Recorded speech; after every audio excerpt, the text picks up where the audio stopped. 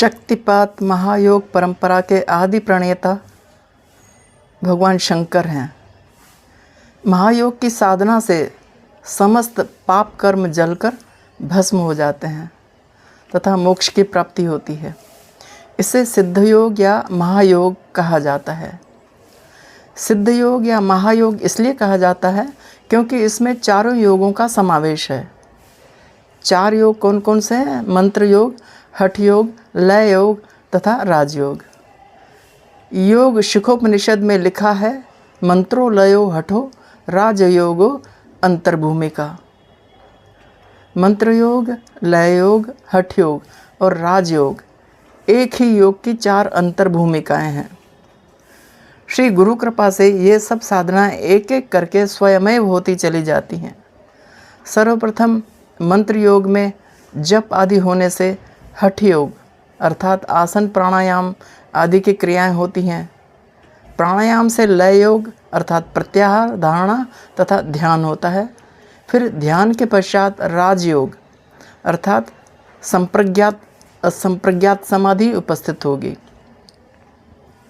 इस प्रकार भगवान शंकर द्वारा कथित इस महायोग में ये चारों योग सम्मिलित हैं। प्राचीन काल से ही हमारे ऋषि मुनियों से चली आ रही यह शक्तिपात परंपरा बीच में लुप्त सी हो गई थी। उस समय हमारे आदि गुरु स्वामी नारायण तीर्थ जी महाराज का उद्भव हुआ। उन्होंने इसका बीजारोपण किया। तत्पश्चात योगानंद जी महाराज, विष्णु तीर्थ जी महाराज एवं परम पूज्य स्वामी शिवम तीर्थ जी महाराज ने इस महायोग परंपरा को पल्लवित तथा पुष्पित किया। महापुरुषों के विषय में लिखना या कुछ कह पाना अत्यंत दुष्कर कार्य होता है। उनके अंतर में वही झांक सकता है जो उनसे कहीं अधिक सामर्थ्यवान हो। इसलिए जो कुछ भी उनके बारे में लिखा जाता है या कहा जाता है उसमें अपूर्णता ही होती है, कुछ अधूरापन ही होता है। कहा जाता है कि जीवन मुक्त महापुरुषों के भी प्रारब्ध शेष होते हैं जिन्हें उन्हें भोगना पड़ता है, परंतु सामान्य वर्ग यह समझ नहीं पाता। हम पढ़ते तथा देखते हैं कि पूज्य स्वामी नारायण तीर्थ जी महाराज, श्री योगानंद महाराज जी तथा स्वामी विष्णु तीर्थ जी महाराज जी के समक्ष भी प्रारब्ध भोग आए थे, जिन्हें भोग कर ही उन्हें छुटकारा प्राप्त हुआ था। इसी प्रकार स्वामी शिवम तीर्थ जी महाराज के जीवन में भी प्रारब्ध के वशीभूत कई उतार चढ़ाव आए। गुरु शिष्य का संबंध तो कई जन्मों का होता है।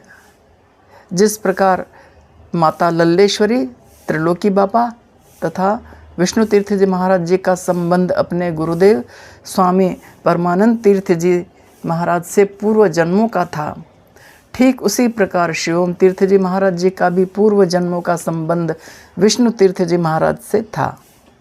इस बात की पुष्टि उनके अनुभवों के द्वारा सिद्ध होती है। विष्णु तीर्थ जी महाराज जी ने अपने शिष्य शिवम तीर्थ जी महाराज जी को स्वयं के विषय में बताया था कि वे 9000 वर्ष पूर्व साधन धाम को त्याग कर शेष बचे किसी एक प्रारब्ध को भोगने के लिए इस संसार में आए हैं। वह भोग पूर्ण कर अब वे फिर से साधन धाम में जा रहे हैं, जहां उनका आसन तथा कमंडल अभी भी उनकी प्रतीक्षा कर रहा है। ये बात उन्हें अदृश्य महापुरुष ने बताई थी। उनकी बातें सुनकर शिवम तीर्थ जी महाराज आश्चर्यचकित हो गए थे। तब उन्होंने शिवम तीर्थ जी महाराज जी को आशीर्वाद देते हुए कहा था, भविष्य में ऐसा समय आएगा जब तुम्हारे लिए ये बातें सामान्य हो जाएंगी।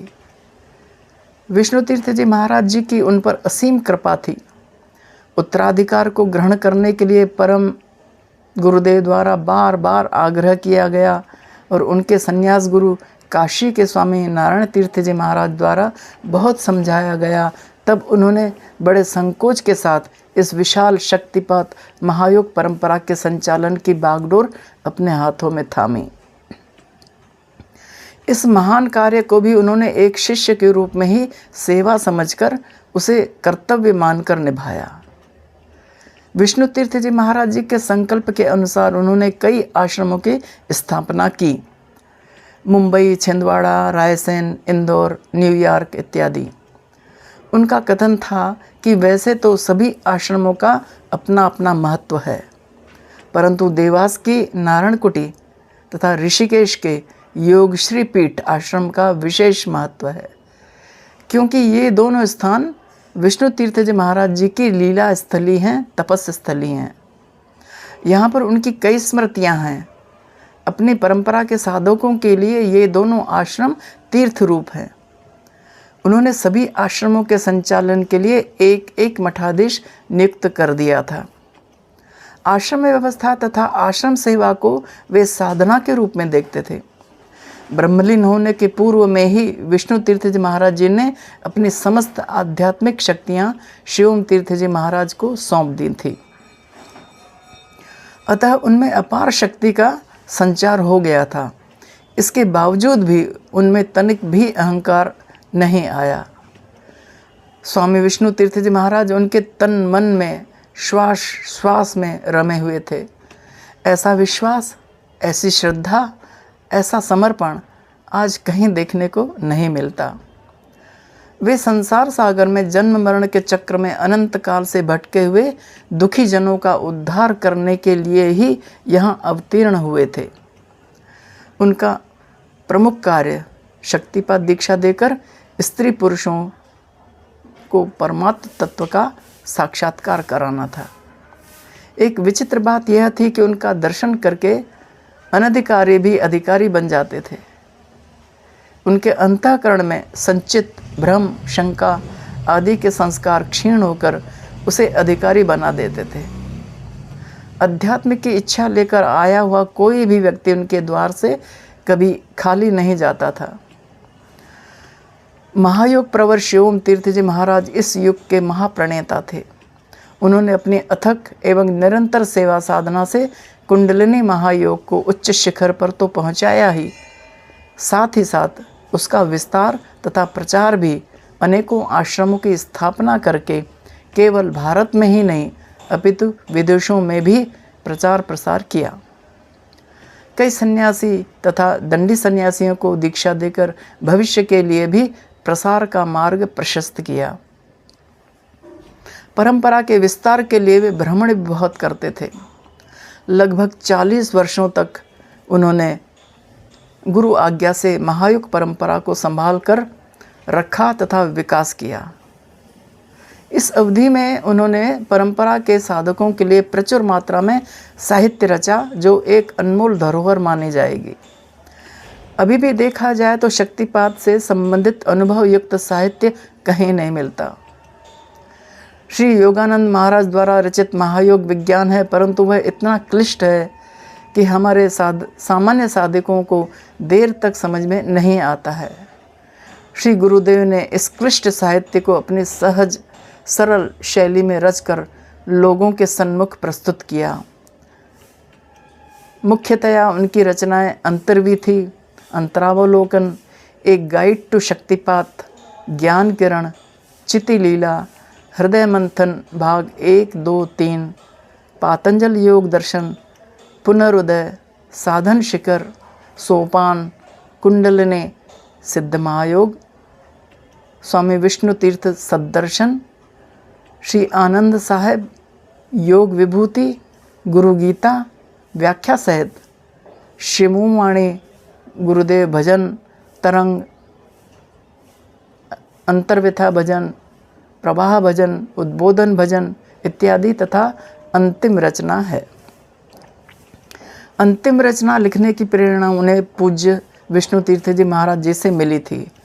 इस पुस्तक में अलौकिक अनुभवों का वर्णन है। यह स्वामी शिवम तीर्थ जी महाराज जी की सर्वश्रेष्ठ आध्यात्मिक कृति है। गुरुदेव ने भावनाओं की अभिव्यक्ति के लिए लगभग 5000 से ऊपर भजनों की रचना की है, जिसमें साधकों के अंदर साधन तथा गुरु शक्ति के प्रति भाव तथा समर्पण का विकास हो तथा व्यवहार के समय भी साधन की निरंतरता बनी रहे।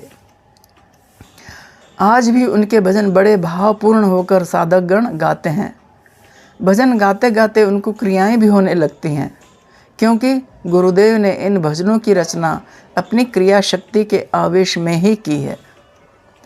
यह संपूर्ण साहित्य महायोग परंपरा की अमूल्य निधि और धरोहर है। साधक इस साहित्यिक धरोहर से मार्गदर्शन प्राप्त कर सकता है। वह अपने जीवन काल में ही अर्थ, धर्म, काम का यथोचित भोग कर मोक्ष प्राप्त कर सकता है। समय समय पर आध्यात्मिक गुरुओं ने जिज्ञासु शिष्यों को, साधकों को तथा अध्यात्म के पथिकों को ज्ञान दिया, उपदेश दिया है, मार्गदर्शन किया है तथा यथार्थ जीवन जीने की प्रेरणा दी है। पूज्य शिवोम तीर्थ जी महाराज इसी श्रेणी में आते हैं, परंतु हमारे ज्ञान के ऊपर अज्ञान का पर्दा पड़ा था। हमारी दृष्टि अंतर्मुखी नहीं बहिर्मुखी थी। इस कारण उनके अलौकिक स्वरूप को हम नहीं जान सके। साधकों को उनका केवल लौकिक परिचय ही हुआ।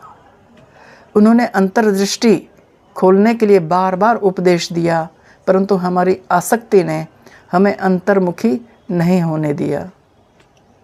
किंतु अब इन सभी साधकों का परम कर्तव्य है कि गुरुदेव के उपदेश के अनुसार उनके द्वारा स्थापित आदर्शों को जीवन में उतारें और इस महायोग साधन पथ पर निरंतर चलते रहें।